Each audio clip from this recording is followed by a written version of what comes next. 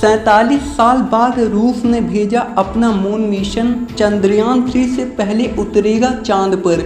Russia ने करीब 47 साल बाद चांद पर अपना मून मिशन भेजा। 11 अगस्त की सुबह 4:40 के करीब अमूर ओब्लास्ट के वोस्तोनी कॉस्मोड्रोम से लॉन्च 25 लैंडर मिशन लॉन्च किया गया। लॉन्चिंग सोयूज 2.1B रॉकेट से किया गया। इसे लूना ग्लोब मिशन भी कहते हैं। यह रॉकेट करीब 46.3 मीटर लंबा है। इसका व्यास 10.3 मीटर है। इसका वजन 313 टन है।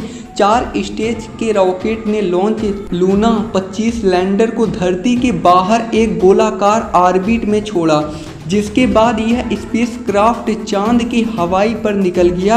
इस हवाई पर ही 5 दिन की यात्रा करेगा। इसके बाद चांद के चारों तरफ 7 से 10 दिन चक्कर लगाएगा। 21 या 22 अगस्त को लूना 25 चांद की सतह पर उतरेगा। इसका लैंडर चांद की सतह पर 18 किलोमीटर ऊपर पहुंचने के बाद लैंडिंग शुरू करेगा।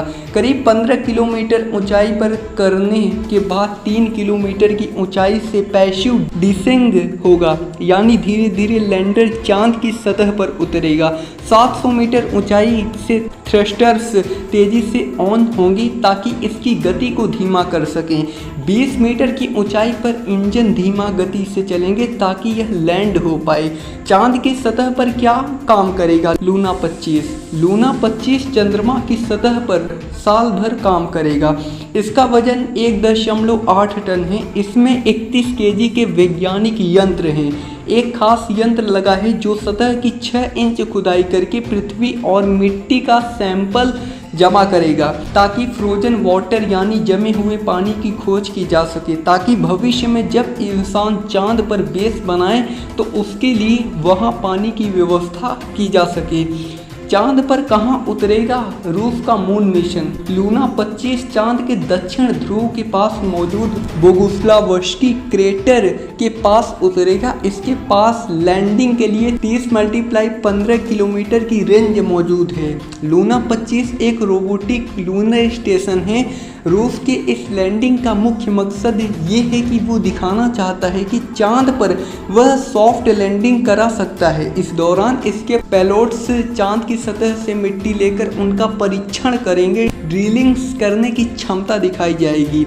लूना 25 में लगे हैं 9 साइंटिफिक पेलोड्स। एड्रॉन एलार यह यंत्र चांद की सतह पर न्यूट्रॉन्स और गामा रे का विश्लेषण करेगा। थ्रीमो एल यह चांद की सतह पर गर्मी की जांच करेगा। एराइस एल चांद के वायुमंडल यानी एक्सोस्फीयर पर प्लाज्मा की जांच करेगा। लास्मा एलआर यह एक लेजर स्पेक्ट्रोमीटर है।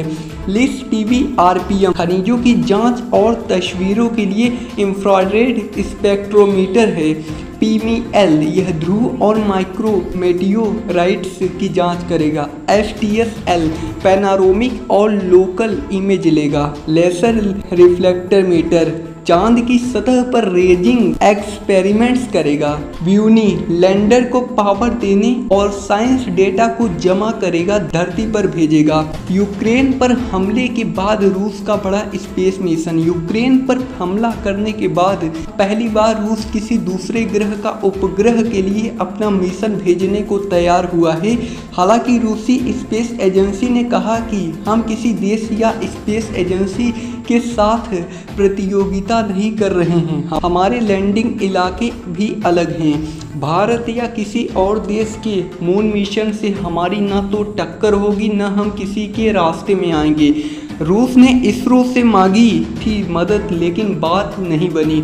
लूना 25 मिशन की शुरुआत 1990 में हुई थी, लेकिन यह अब जाकर पूरा होने वाला है। रूस ने इस मिशन के लिए जापानी स्पेस एजेंसी जैक्सा को साथ लेने की कोशिश की थी, लेकिन जापान ने मना कर दिया था।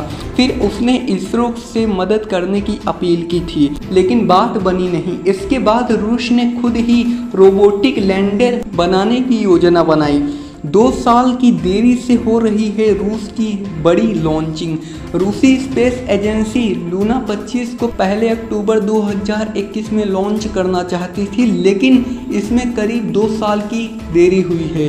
लूना 25 के साथ European space agency ESA pilot D navigation camera की टेस्टिंग करना चाहता था, लेकिन यूक्रेन पर हमला करने की वजह से दोनों स्पेस एजेंसियों ने नाता तोड़ लिया। लॉन्च के समय खाली कराया गया पूरा गांव। रूस ने लूना 25 की लॉन्चिंग पूर्व की तरफ मौजूद वोस्टोनी कॉस्मोड्रोम से की। इसके लिए सोयूज 2.1B फ्रिगेट रॉकेट का इस्तेमाल किया गया। लॉन्च के समय पास का एक गांव पूरा खाली कराया जाएगा। वहां के लोगों को सुरक्षित स्थान पर भेजा गया क्योंकि रॉकेट के निचला हिस्सा उस स्थान पर गिर सकता है। स्थानीय किसानों शिकारियों को भी सचेत कर दिया गया था कि लॉन्च के समय और बाद में कुछ समय तक इस गांव के आसपास न रहें। आसमान से रॉकेट के टुकड़े गिर सकते हैं।